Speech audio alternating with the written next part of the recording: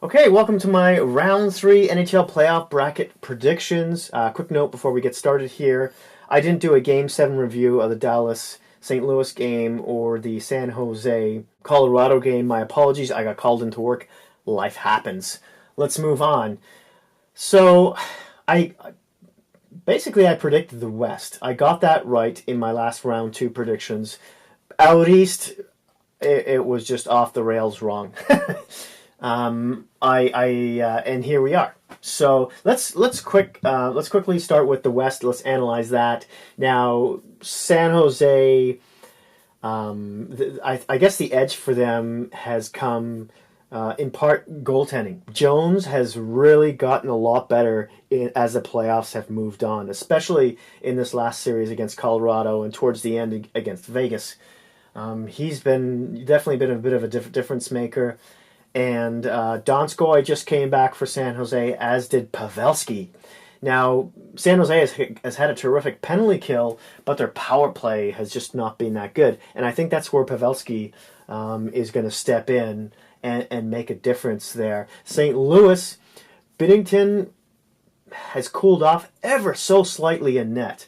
And now that there's more video on him, I think that might move in San Jose's favor. Because, now they have more stuff to go off of. They might be able to get used to, any of his nuances, weaknesses, etc., etc. But St. Louis is still, when it comes to scoring, they're still scoring pretty much well throughout their lineup. I want to say almost through until the fourth line, but definitely first, second, and third line, all of them have been chipping in goals here and there. St. Louis's defense has also looked pretty decent throughout the playoffs, steady. When it comes down to it, though, I know in my round 2 predictions, I picked St. Louis to go into the final. But the X factor, I think, is Jones, Martin Jones. I said this just before the playoffs began. If San Jose had good goaltending, they could easily go all the way to the final. And now they're starting to get that. And if he can continue that, and there's no reason to think that he won't, he could take them all the way here. And again, Pavelski, that X factor. I'm going to give this one to San Jose. I know I'm very sorry, St. Louis fans. I know I picked the Blues in my round 2 predictions, but there you have it. Moving on to the East, between the Bruins and the Hurricanes.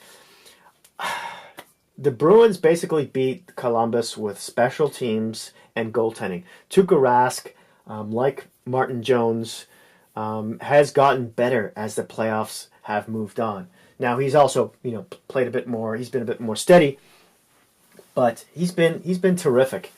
And of course, Boston has that number 1 line, but they're also starting to get depth scoring now from players like Johnson and Krejci and Coyle throughout these playoffs.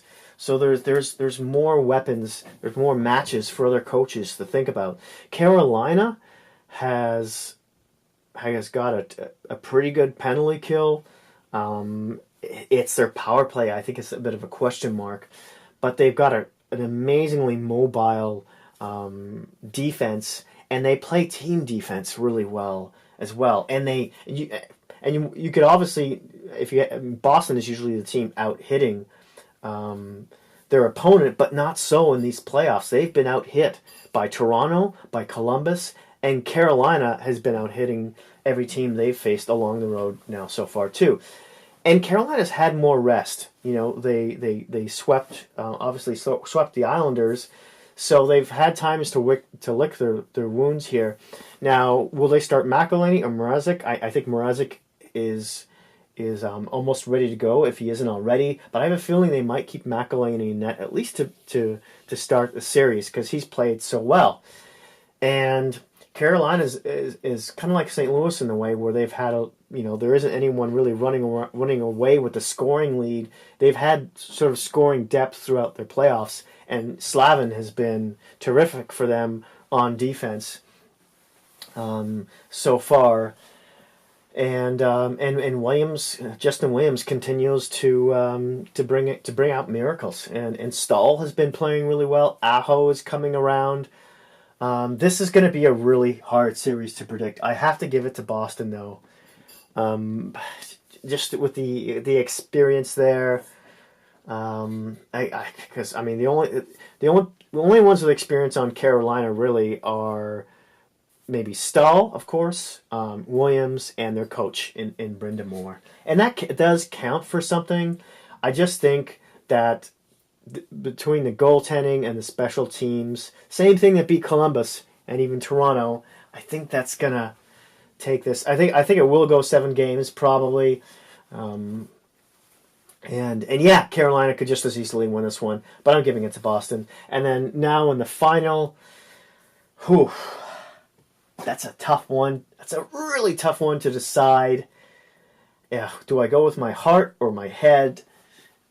My head says Boston, because again, when it matters most, it's about goaltending and special teams in the playoffs. And my heart wants Joe Thornton to win one, and Pavelski, and they've got a lot of good players I'd like to see them win the cup, but I think Boston takes it. I think that magic combination of special teams and goaltending and decent defense is going to win out at the end of the day. For those of you who have skipped to the end of the video, I'm just going to make a couple of changes here, like this. Not too many. I'll just do a little bit. Oops. Do a little bit of that. How about some theme music while I go on here?